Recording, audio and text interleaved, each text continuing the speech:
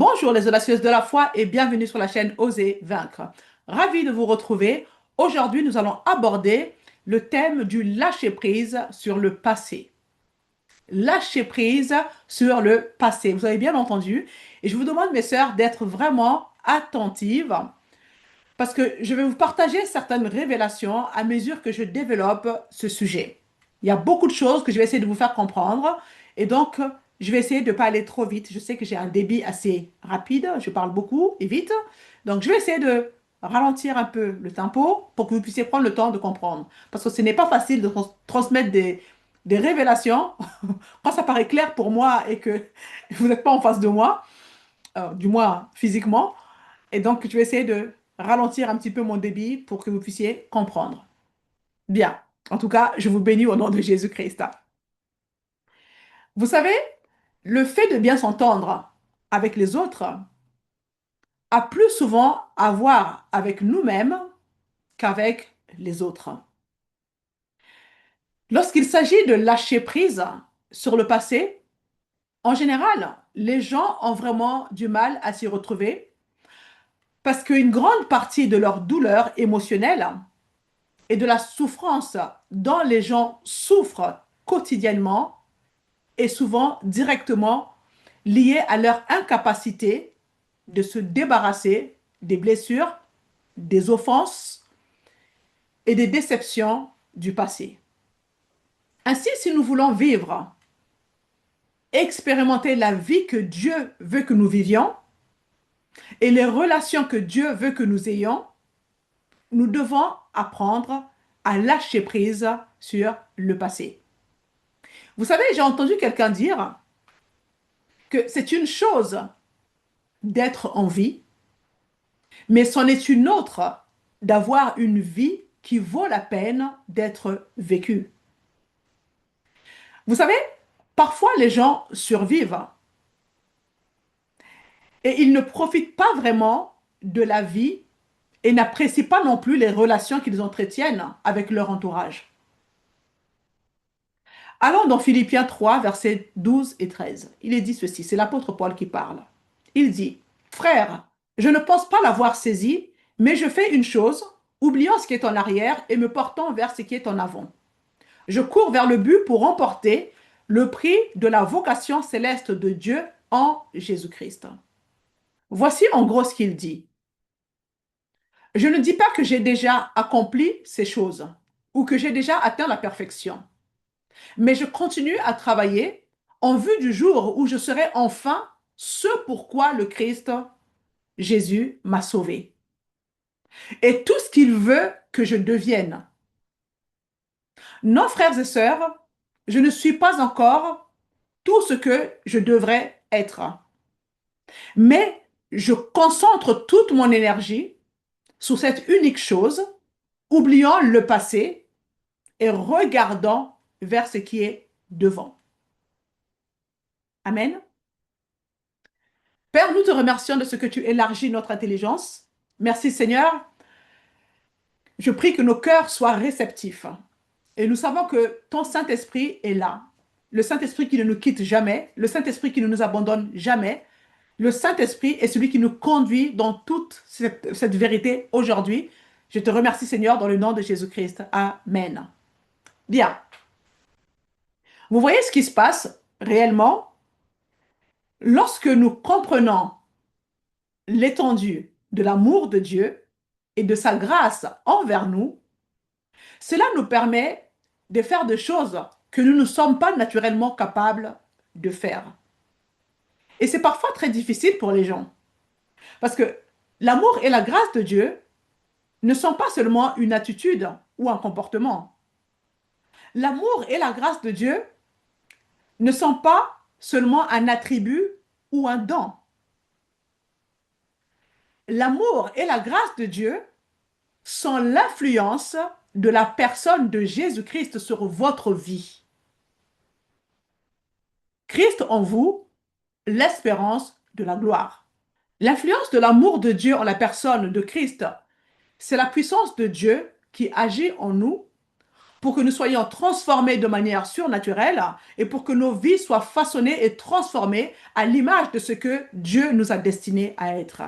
L'une des plus grandes sources d'offense est la douleur que ressentent les gens à cause des offenses affligées par d'autres personnes. Les échecs, les erreurs, les péchés, les indiscrétions et les faiblesses de notre passé constituent une source d'offense pour un grand nombre d'entre nous. Notre futur est souvent mis en suspens. Notre bonheur est mis en suspens à cause de nos échecs, de nos péchés passés. Je le rencontre tellement au cours d'entretiens avec les autres. Toutes les choses pour lesquelles nous sommes offensés contre nous-mêmes, et lorsque nous parlons de lâcher prise sur le passé, il ne s'agit pas seulement des offenses commises par d'autres personnes, mais le lâcher prise sur le passé, c'est aussi lâcher prise sur les choses que nous nous sommes infligées nous-mêmes, d'accord? À cause de notre propre stupidité, à cause de nos propres actions, à cause de nos propres péchés, d'accord? Peu importe ce que c'est. Mais nos déceptions personnelles, nos échecs, nos erreurs, et bien sûr, cela marche aussi dans l'autre sens, je parle des réussites. Ce que j'essaie de vous faire comprendre ici, c'est que si vous permettez à votre passé, à vos échecs passés, à vos réussites passées, de vous définir, vous ne deviendrez jamais vraiment ce que Dieu veut que vous soyez dans le futur. Amen. Parce que si vous ne laissez pas mourir votre passé, comprenez que votre passé ne vous laissera pas vivre et profiter de votre avenir. Jésus-Christ est merveilleux parce qu'il est venu tout accomplir.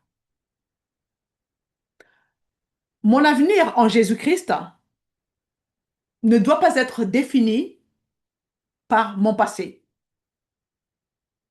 D'accord? Il en est de même pour vous. En tant que croyante, nous disposons d'une vérité merveilleuse, c'est-à-dire l'œuvre achevée de la croix, l'œuvre achevée de Jésus.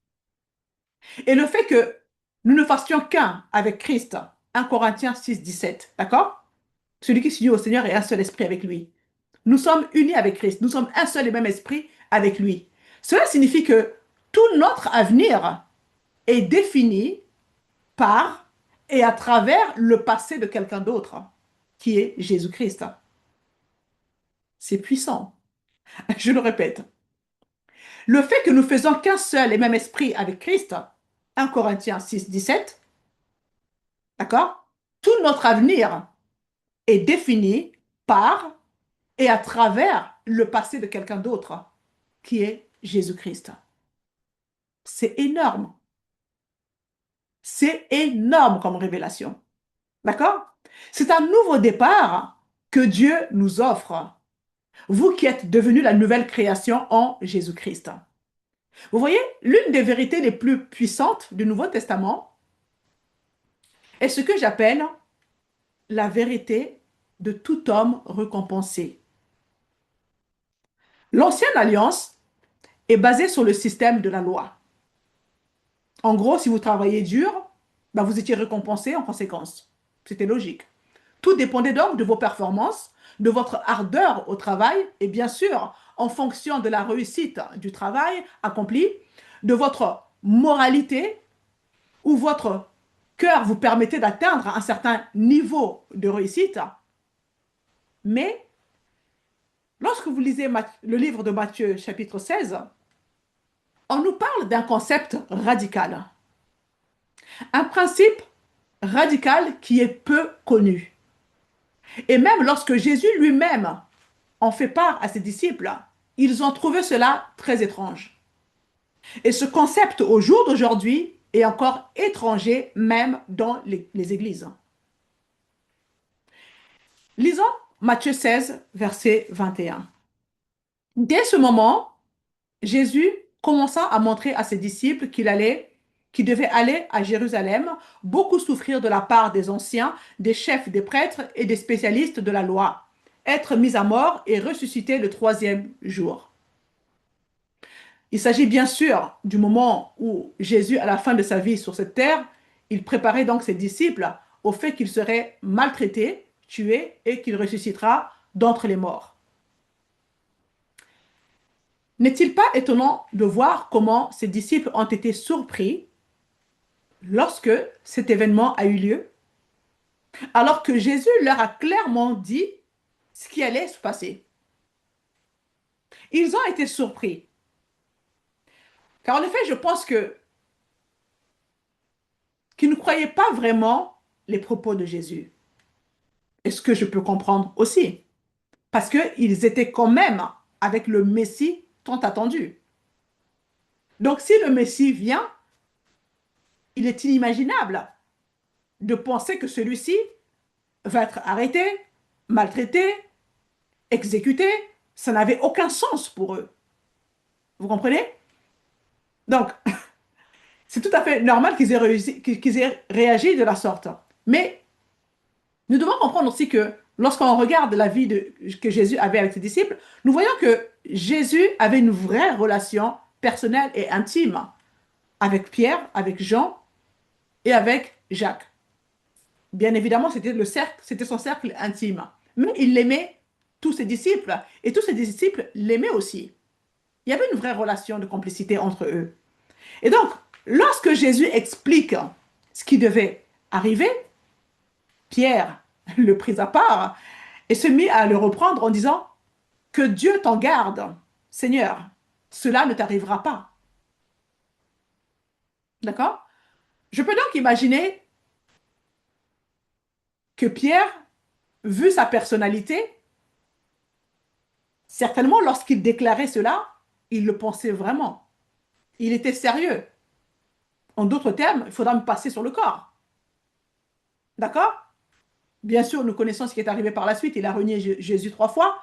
Mais ceci dit, il était sérieux lorsqu'il parlait à Jésus. Il le pensait vraiment. Mais Jésus lui dit, arrière de moi, Satan. Que s'est-il passé? Imaginez un instant ce que Pierre a pu penser et ressentir. Comprenez que Jésus était homme à 100% et qu'il fonctionnait comme vous et moi lorsqu'il était sur la terre. D'accord? Il était de la même nature que nous. Celui-ci, contrairement à nous, passait beaucoup de temps dans l'intimité avec son Père. Jean 5, 19. Et c'est ce que nous devrons suivre comme exemple d'ailleurs. Jésus s'est rendu compte que le diable se servait de cette relation qu'il avait avec Pierre. Lorsque Pierre dit, Seigneur, cela ne t'arrivera pas, comprenez que cela a forcément touché le cœur de Jésus, qui était si proche de Pierre. Mais Jésus a discerné que Satan se servait de Pierre pour essayer de le faire dévier de son chemin, si je puis dire. Et c'est pourquoi il dit, arrière Satan, tu es un piège pour moi, car tes pensées ne sont pas les pensées de Dieu, mais celles des hommes. Et maintenant, verset 24. Alors Jésus dit à ses disciples, et c'est là que je souhaiterais attirer votre attention, que vous puissiez remarquer cette révélation qui va vous amener à réfléchir un peu plus. Cela va vous amener à reconsidérer votre façon traditionnelle de voir les choses, disons-le comme ça. Nous connaissons donc ce passage des Écritures dans Matthieu 16, versets 23 à 28. Je vais d'abord lire la totalité de ces versets et ensuite nous allons commenter petit à petit chaque verset. OK? Donc, verset 23. Mais Jésus se retournant, dit à Pierre, arrière de moi, Satan, tu mets en scandale, car tes pensées ne sont pas les pensées de Dieu, mais celles des hommes. Alors Jésus dit à ses disciples, si quelqu'un veut être mon disciple, qu'il renonce à lui-même, qu'il se charge de sa croix et qu'il me suive. En effet, celui qui voudra sauver sa vie la perdra, mais celui qui la perdra à cause de moi la retrouvera. Que servira-t-il à un homme de gagner le monde entier s'il perd son âme? Ou que pourra donner un homme en échange de son âme? En effet, le Fils de l'homme va venir dans la gloire de son Père avec ses anges, et alors il traitera chacun conformément à sa manière d'agir. Je vous le dis en vérité, quelques-uns de ceux qui sont ici ne mourront pas avant d'avoir vu le Fils de l'homme venir dans son règne. Mes sœurs, je vais attirer votre attention.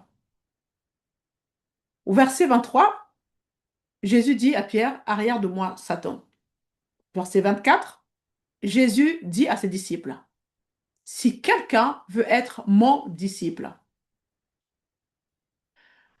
Vous savez, à l'époque de Jésus, Jésus n'était pas le seul à avoir des disciples.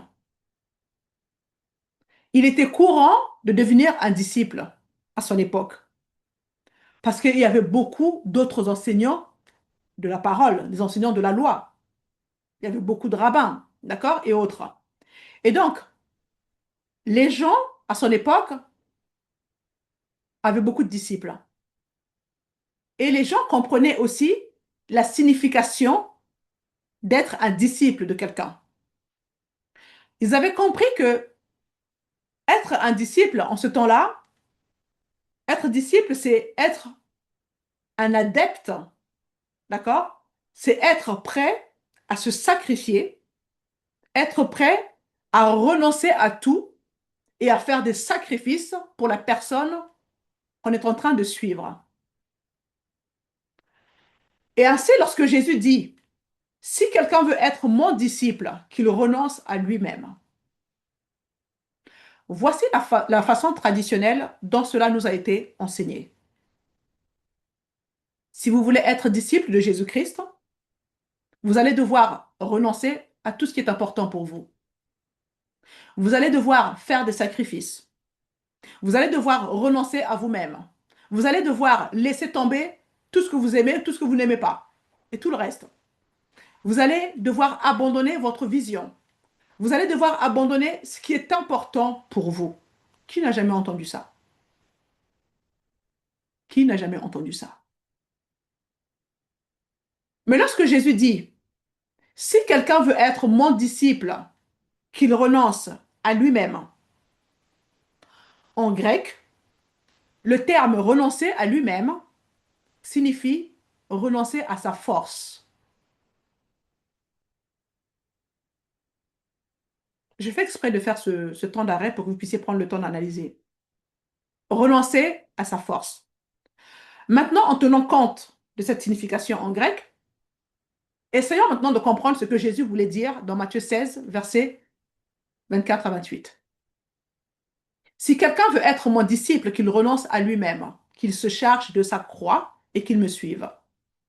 Donc, Jésus dit, si tu veux être mon disciple, tu devras renoncer à ta propre capacité. Renoncer à ce que tu es capable de faire pour me suivre. Est-ce que vous me suivez? En d'autres termes, renoncer à s'appuyer sur ses propres forces pour être mon disciple. En grec, ce passage fait allusion au fait que nous devons reconnaître que nous n'avons pas de force et que nous devons le suivre. Jusque-là, vous me suivez? Et tout de suite après, il est dit dans ce verset qu'il se charge de sa croix, qu'il prenne sa croix et qu'il me suive.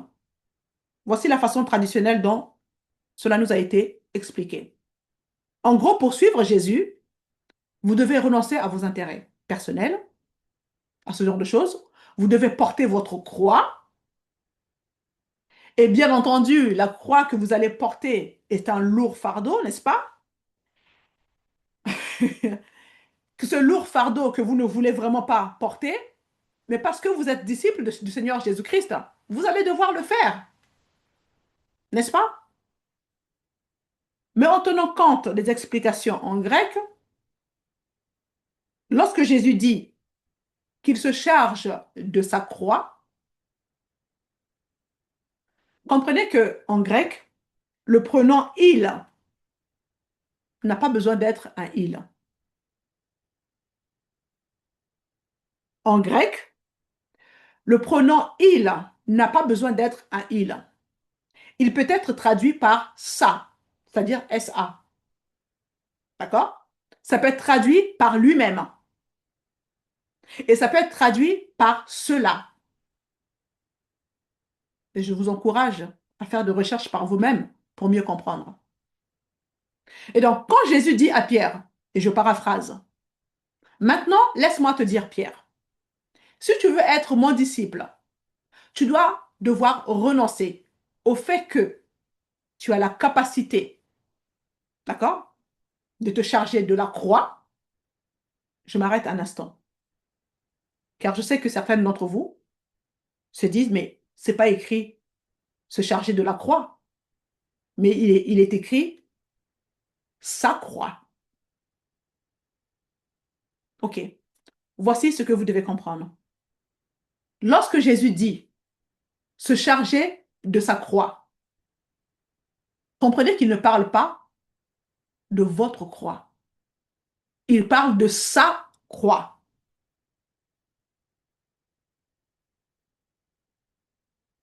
Oui, il parle de porter sa croix à lui, pas votre croix. Allons dans Galates 2:20, ça sera beaucoup plus clair. L'apôtre Paul dit, j'ai été crucifié avec Christ. Ce n'est plus moi qui vis, c'est Christ qui vit en moi. Et j'ai été crucifié, d'accord? Néanmoins, je vis. OK?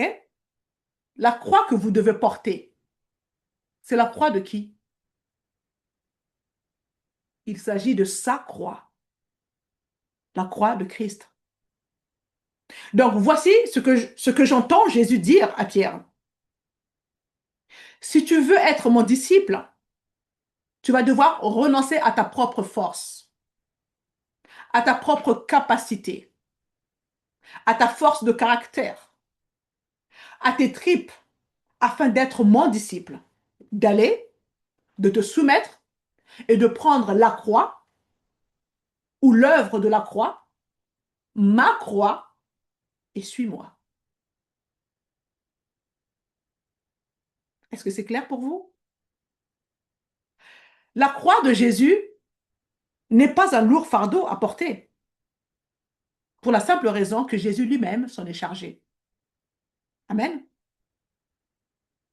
Donc, le verset suivant, le verset 25, il est dit, en effet, celui qui voudra sauver sa vie la perdra, mais celui qui la perdra à cause de moi la retrouvera. En résumé, Jésus dit, tu devras renoncer à croire que tu as la capacité de me suivre et de faire tout ce qui est nécessaire pour être mon disciple, prendre la croix et me suivre. Car quiconque perdra sa vie, ou si tu veux sauver ta vie, si tu fais tout ce que tu penses pouvoir faire, tu perdras ta vie. Voilà ce qu'il dit. Mais si tu perds ta vie à cause de moi, si vous abandonnez votre propre capacité, votre propre force, votre vie, il dit, vous la retrouverez. Verset suivant, verset 26. Que servira-t-il à un homme de gagner le monde entier s'il perd son âme? Ou que pourra donner un homme en échange de son âme? Le terme utilisé ici est s'il y a quelqu'un qui peut tout faire et tout gagner par sa propre force, mais la loi dit que même si vous pouvez le faire par vous-même, vous êtes quand même perdu. Pourquoi? Parce que la loi n'a jamais été donnée pour la justice. Vous me suivez? Ainsi, même si vous pouviez faire tout ce qui est nécessaire et gagner le monde entier, vous perdrez quand même votre âme. En grec, votre vie. Ou que pourrait donner un homme en échange de son âme? Jésus vient et dit, écoute, tu dois abandonner le fait de penser que tu peux te sacrifier et faire ce qui doit être fait, mais il faut prendre la croix et me suivre, car tu ne peux pas la gagner par toi-même. Si tu perds ta vie, tu la retrouveras. Il dit même, si tu, si tu fais tout ce que tu sais faire pour gagner le monde entier, tu perdras tout de même ton âme. Et que pouvez-vous apporter à Dieu en échange en disant, Seigneur, je te donnerai ceci à la place? Est-ce que vous me suivez? Est-ce que ça a du sens pour vous? Verset 27. Car le Fils de l'homme doit venir dans la gloire de son Père avec ses anges, et alors il rendra à chacun selon sa manière d'agir. Dans d'autres versions, c'est écrit selon ses œuvres. Donc, Jésus se réfère à lui-même lorsqu'il parle du Fils de l'homme. Suivez-moi bien, mes sœurs. Jésus vient, il dit, écoute, si tu veux être mon disciple, renonce à toi-même. Prends la croix et suis-moi. Tu ne peux pas y arriver seul. Tu ne peux rien me donner en échange. Pourquoi? Car le Fils de l'homme doit venir dans la gloire de son Père avec ses anges, et alors il rendra à chacun selon sa manière d'agir ou selon ses œuvres. Vous me suivez? Remarquez ce verset que j'ai affiché. Il y a des mots que j'ai soulignés et qui ne sont pas en majuscule. Lorsque Jésus parle en disant, en effet, le Fils de l'homme va venir, vous savez, beaucoup pensent qu'il fait allusion à sa seconde venue. Mais en vérité, il fait référence au moment où il est né dans ce monde. Oui, remarquez ce qu'il dit. Car le Fils de l'homme doit venir dans la gloire. Dans la gloire de qui? De son Père. D'accord?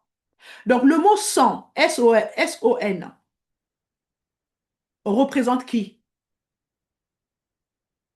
Jésus, n'est-ce pas? Il vient dans la gloire de son Père. Donc le son, S-O-N, représente Jésus, n'est-ce pas? Ce qui signifie que ce mot devrait s'écrire avec un S majuscule. En grec, la majuscule se réfère à la personne concernée dans le récit. Donc le mot sang devrait s'écrire avec un S majuscule, parce que ça fait référence à Jésus. D'accord? Avançons. Que s'est-il passé lorsque Jésus est né dans ce monde avec les bergers dans les champs? Luc 2, versets 8 à 14. Il y avait dans cette même contrée des bergers qui passaient dans les champs les veilles de la nuit pour garder leurs troupeaux. Et voici un ange du Seigneur leur apparut, et la gloire du Seigneur resplendit autour d'eux. Ils furent saisis d'une grande frayeur, mais l'ange leur dit, ne craignez point, car je vous annonce une bonne nouvelle qui sera pour tout le peuple le sujet d'une grande joie.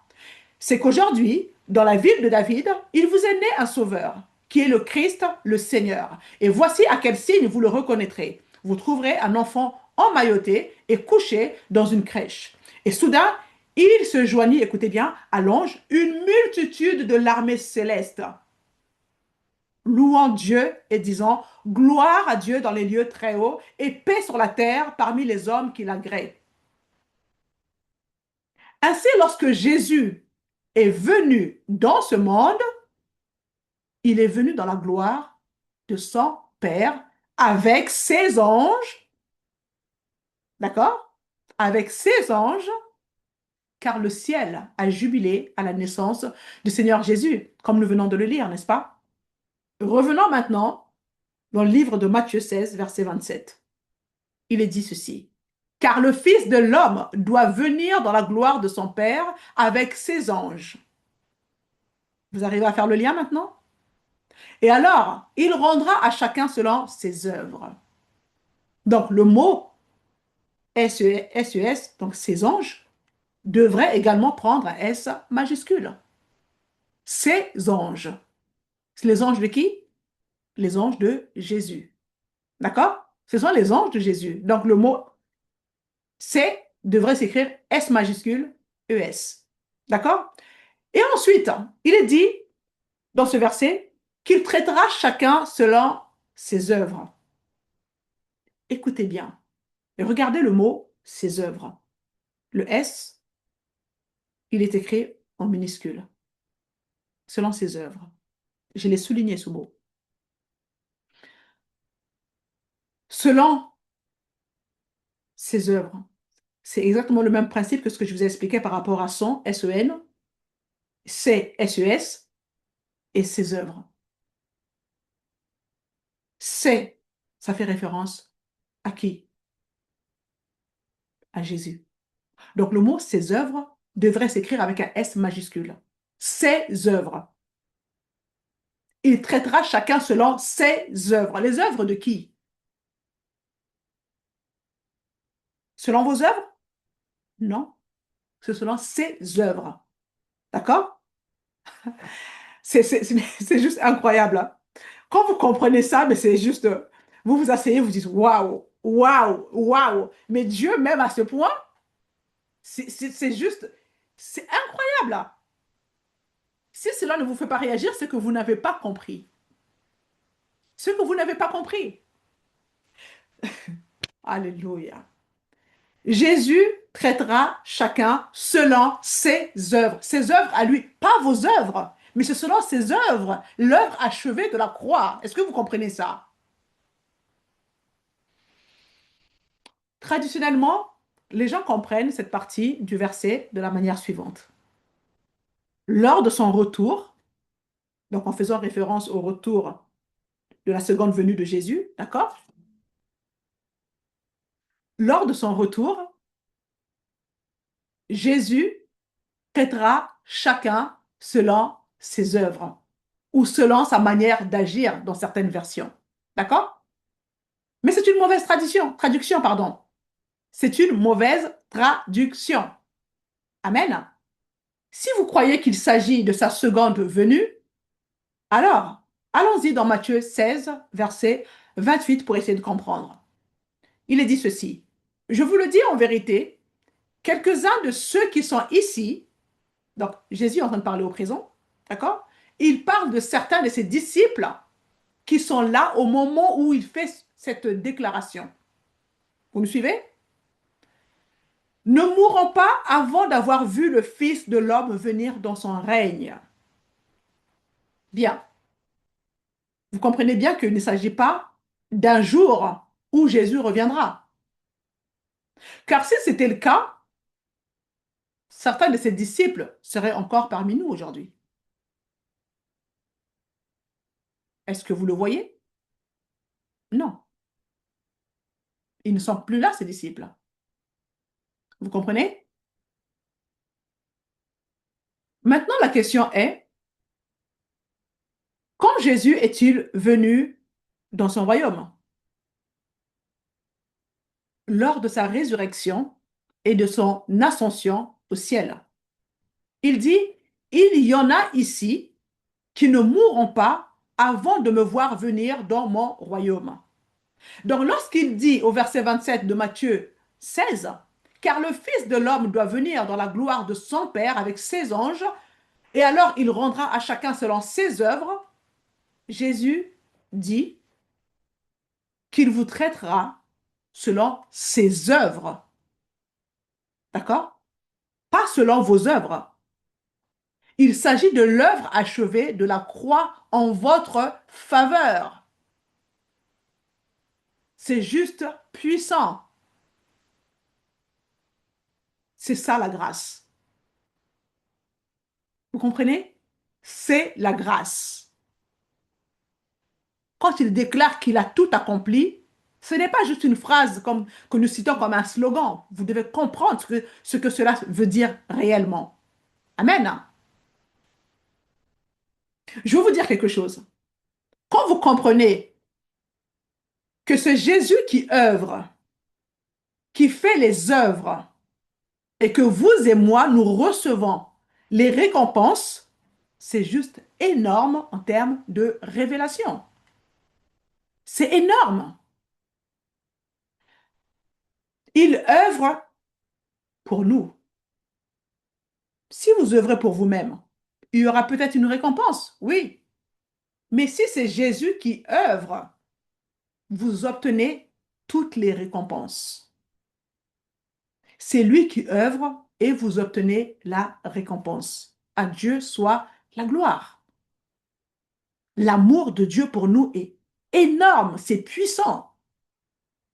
Voilà le message de l'évangile de Jésus-Christ. Le problème, c'est que beaucoup de gens pensent ainsi. Qu'est-ce que vous voulez dire, on est là? Qu'est-ce que vous voulez dire par là? C'est que c'est Jésus qui œuvre et j'obtiens simplement les récompenses gratuitement? Eh bien oui, c'est ça. C'est exactement ça. C'est ce qui s'appelle la grâce. D'accord? Mais en raison de notre mentalité moralisatrice, n'est-ce pas? Il nous est difficile d'admettre cette vérité. C'est difficile. Certaines personnes me diront, ouais, assurément, Ornella, ce n'est pas si facile que ça. On ne peut pas s'attendre à ce que Jésus fasse toutes les œuvres et qu'en retour, que nous recevions toutes les récompenses. Eh bien, laissez-moi vous dire,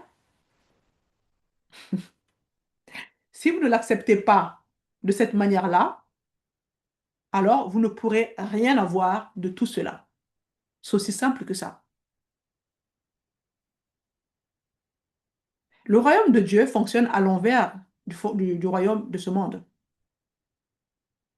Ce qui vous paraît logique dans ce monde-là, dans lequel nous évoluons, n'est pas la logique du ciel.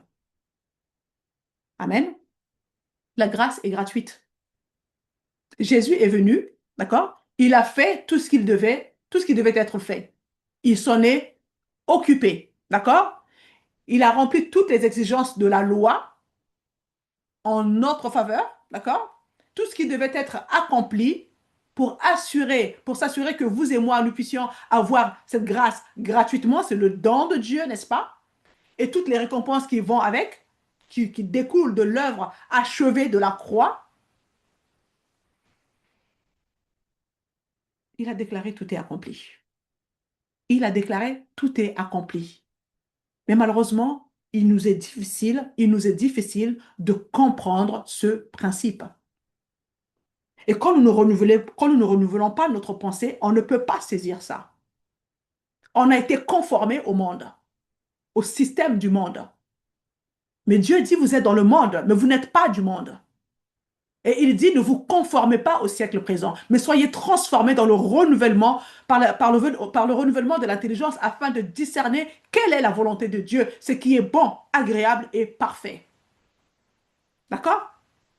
Vous savez, la seule personne que je connaisse qui prendrait les récompenses du travail de quelqu'un d'autre s'appelle un voleur. Vous travaillez dur pour vos biens, pour votre maison ou pour autre, pour quelque chose d'autre, peu importe.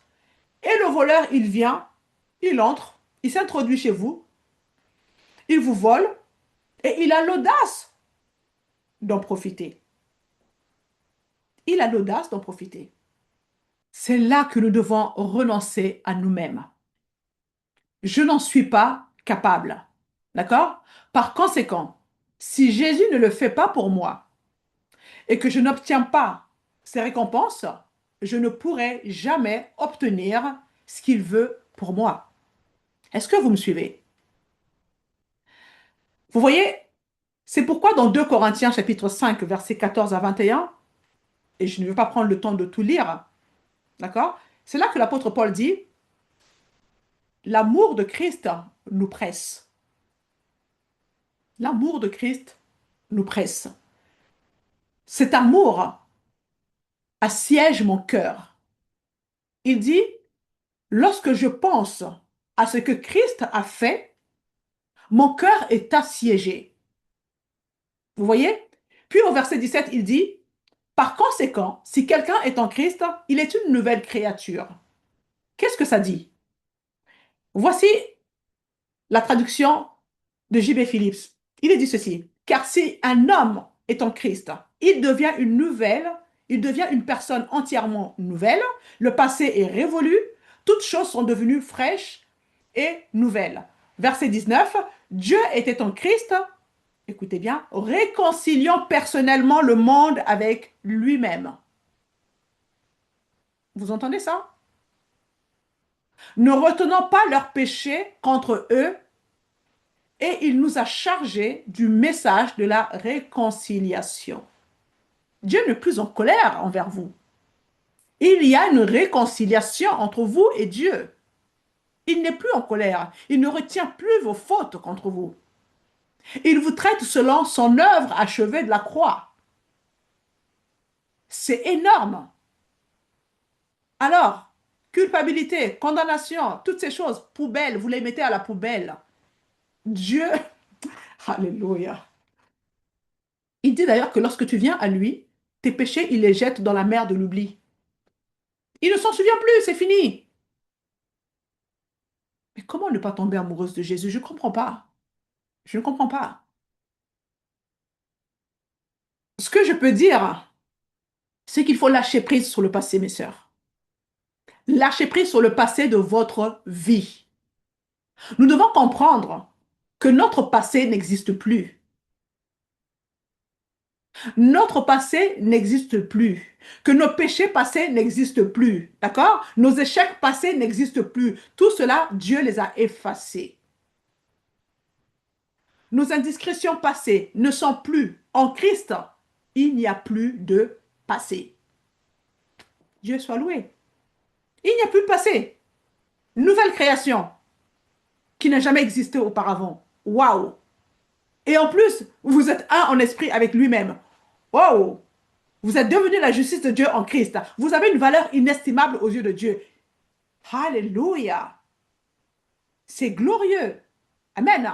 Vous avez maintenant le passé de quelqu'un d'autre. Le seul passé que vous avez est celui de Jésus.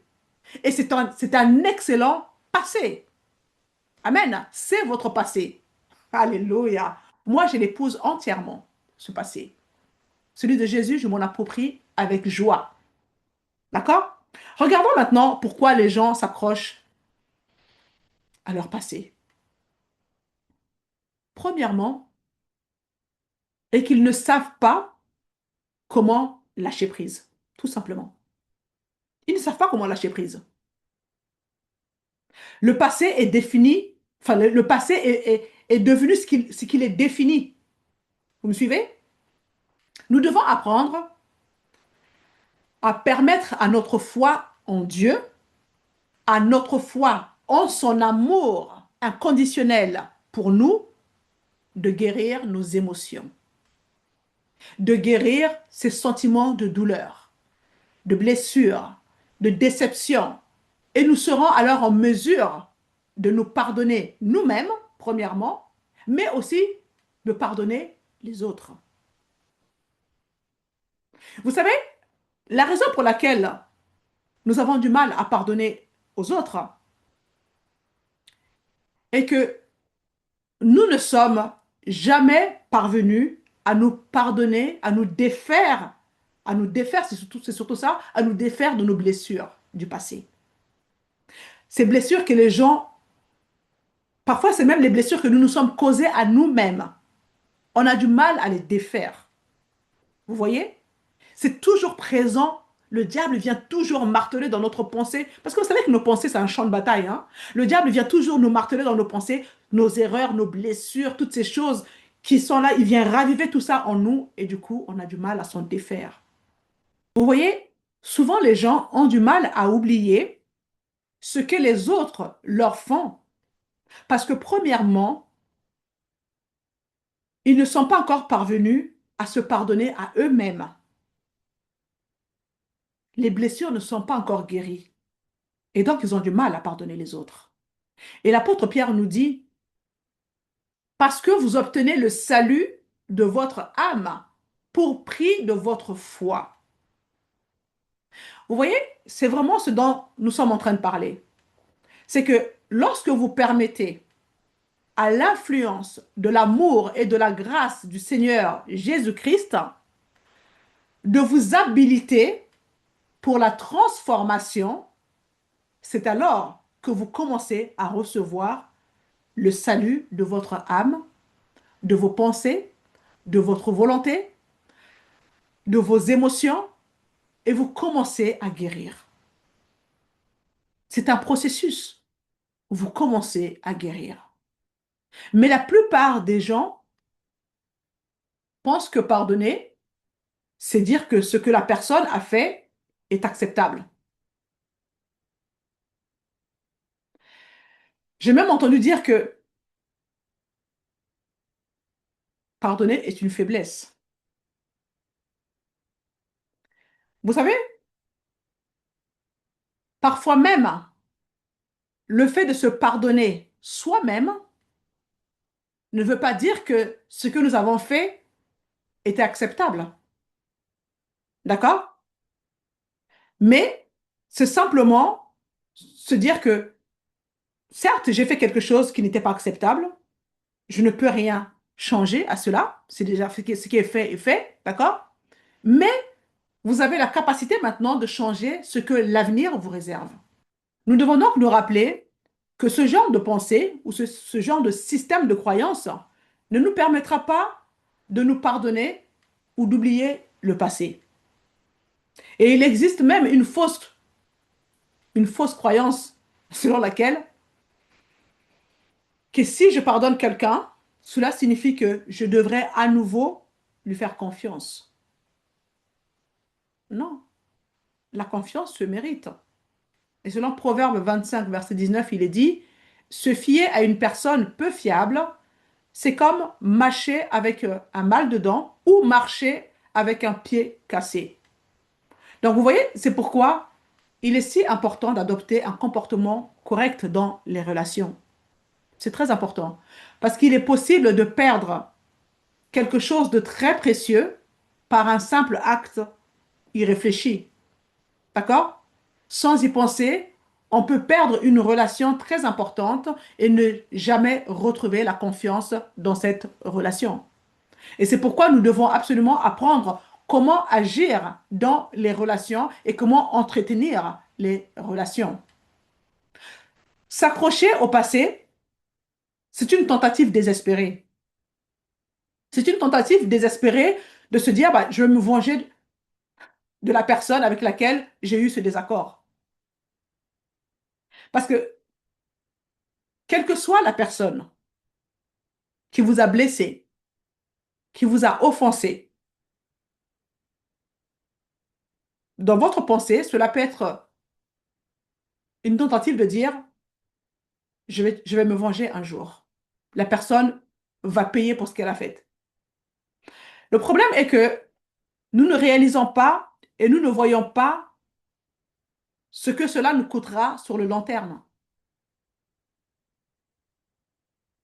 On est dans l'instant T, à l'instant T où nous souffrons, nous voyons les conséquences de l'acte, des paroles que la personne a posées, a déclaré contre nous, ou l'acte qu'elle a posé contre nous. Cela nous fait mal et on est dans cet esprit de vengeance. Je vais me venger. Je vais lui faire payer pour ce qu'elle a fait. D'accord? Mais comprenez que il nous est bénéfique de pardonner. Parce que si vous nourrissez le non-pardon, le ressentiment dans votre cœur, c'est comme si vous buvez du poison en espérant que l'autre personne, la personne qui vous a offensé, en subisse les conséquences. Alors que c'est vous qui buvez le poison, et en fait, c'est vous qui allez mourir. Ce n'est pas la personne qui vous a fait du mal. Vous me suivez? Donc, si vous continuez à vous accrocher à des offenses, à vous empoisonner vous-même, c'est vous qui allez perdre dans l'affaire. Ce n'est pas l'autre personne. Rappelez-vous que Dieu est toujours beaucoup plus grand que vos circonstances. Amen. Dieu est beaucoup plus grand que les offenses dans votre vie. Il est le Dieu de notre justice.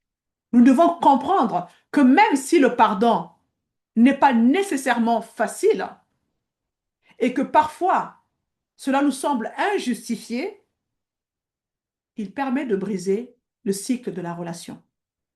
Surtout quand ce sont des relations toxiques. D'accord? Vous vous dites, oui, mais dans ce cas-là, pourquoi c'est à moi de faire, pourquoi je dois faire le premier pas? C'est peut-être dur, c'est peut-être difficile, c'est peut-être injuste, mais si vous êtes prête à dire, je vais laisser tomber, je vais lâcher prise sur le passé, alors l'amour de Dieu vous donnera la force de pardonner. Parce qu'il est dit dans Romains 5,5 que l'amour de Dieu a été répandu dans vos cœurs par le Saint-Esprit. L'amour de Dieu, c'est le pardon. Dieu a tant aimé le monde qu'il a donné sa vie afin que quiconque croit en lui ne périsse point, mais qu'il ait la vie éternelle. Il a tant aimé le monde qu'il s'est donné. C'est l'amour de Dieu. Et cet amour, vous l'avez en vous. Donc si vous prenez la décision de pardonner, l'amour de Dieu en vous vous donnera la capacité de le faire. Vous dites, oui, mais en gros, en faisant ça, c'est comme si vous déclarez, OK, à partir de maintenant, ça va s'arrêter là, ça n'ira pas plus loin. C'est ça, en fait. Reprenez le cours de votre vie entre vos mains. Ne laissez pas l'ennemi vous tenir avec ça et lui laisser un terrain favorable dans votre vie et venir appuyer sur le bouton pour vous ramener encore en arrière tout le temps, pour vous rappeler vos blessures, pour vous rappeler vos offenses, pour activer la haine, la colère, l'amertume contre ces personnes. Ne laissez pas cet interrupteur entre les mains de l'ennemi. D'accord? Car la situation ne fera que s'aggraver. Voici maintenant quelques clés pour lâcher prise sur le passé. Premièrement, bien évidemment, nous devons apprendre à connaître et comprendre l'amour. L'amour et le pardon, surtout le pardon de Dieu à notre égard. Et c'est pourquoi il est si important pour nous de comprendre la bonne nouvelle du pardon dans l'évangile de Jésus-Christ. Pierre est venu et a dit à Jésus, dans Matthieu 18, 21, Seigneur, combien de fois mon frère péchera-t-il contre moi et lui pardonnerai-je? Jusqu'à cette fois? Et puis Jésus se retourne et dit, je ne te dis pas jusqu'à 7 fois, mais jusqu'à 77 fois 7. Ce qui fait 490 fois par jour. J'imagine, j'imagine l'apôtre Pierre se dire quoi? Mais ce n'est certainement pas la bonne réponse. Ce n'est pas correct, Jésus. Nous devons comprendre qu'en fait, il ne s'agit pas vraiment du nombre de fois où nous devons pardonner. D'accord? Il s'agit de comprendre l'essence même du pardon de Dieu à notre égard. Et que Jésus voulait démontrer, il voulait faire comprendre à Pierre que le pardon n'est pas quelque chose qui se manifeste spontanément, d'accord? Mais qu'il se manifeste lorsque l'on comprend ce qu'est le pardon de Dieu. Parce que dans Matthieu 18, verset 23, 28, c'est pourquoi le royaume des cieux ressemble à un roi qui voulut régler ses comptes avec ses serviteurs. Quand il se mit à l'œuvre, on lui en amena un qui devait 10 000 sacs d'argent. Comme il n'avait pas de quoi payer, son maître ordonna de le vendre, lui, sa femme, ses enfants et tout ce qu'il avait, afin d'être remboursé de cette dette. Le serviteur se jeta par terre et se prosterna devant lui en disant, Seigneur, prends patience envers moi et je te paierai tout. Rempli de compassion, le maître de ce serviteur le laissa partir et lui remit sa dette. Une fois sorti, ce serviteur rencontra un de ses compagnons qui lui devait 100 pièces d'argent. Il l'attrapa à la gorge et se mit à l'étrangler en disant, paie ce que tu me dois. Eh bien, mes amis, vous savez quoi? Lui, il devait 10 000 sacs. Maintenant, il y en a un qui lui devait 100 sacs. Peut-être que celui qui avait 100 sacs, il aurait pu avoir probablement les moyens de le rembourser s'il avait le temps. Mais l'autre, il n'a voulu rien savoir. Il l'a fait jeter en prison jusqu'à ce qu'il ait payé ce qu'il devait. À la vue de ce qui, à la vue de ce qui s'était, pardon, à la vue de ce qui était arrivé, ses compagnons furent profondément attristés et ils allèrent raconter à leur maître tout ce qui s'était passé. Alors le maître fit appeler ses serviteurs et lui dit, méchant serviteur, je t'avais remis en entier ta dette parce que tu m'en avais supplié. Ne devais-tu pas toi aussi avoir pitié de ton compagnon comme j'ai eu pitié de toi? Vous voyez, ici Jésus utilise cette histoire. Il décrit l'homme, l'homme qui n'a pas pu apprécier et comprendre le pardon qui lui a été accordé. D'accord? Donc, Jésus décrit un homme qui n'avait aucune idée de la dette qui lui avait été remise. Et vous savez, quand les gens autour de vous vous blessent, vous mettent en colère ou vous offensent, prenez le temps de vous poser et repenser à toute votre vie, puis identifier de quoi Dieu vous a pardonné. Et une fois que vous avez pris conscience de cela, pardonner quelqu'un devient alors facile. Vous lâchez prise et vous dites, j'étais dans une situation pire que celle-là. Alors, je laisse cette situation et je pardonne. Je décide de pardonner. Parce que le pardon, c'est vraiment une décision. Ce n'est pas une émotion, ce n'est pas un sentiment, mais c'est une décision. Amen. Vous voyez, ce que nous devons réaliser, c'est que lorsque nous avons du mal à pardonner aux autres, c'est généralement parce que nous avons oublié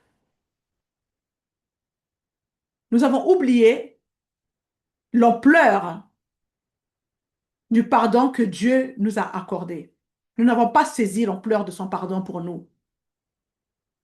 Et Éphésiens 4, versets 31 et 32 nous dit, débarrassez-vous de l'amertume, de la rage, de la colère, de toute parole méchante, de toute calomnie, ainsi que toute forme de malveillance. Au contraire, soyez bons les uns envers les autres, compatissants, vous pardonnant les uns aux autres. Comment? Comme Dieu vous a pardonné en Christ.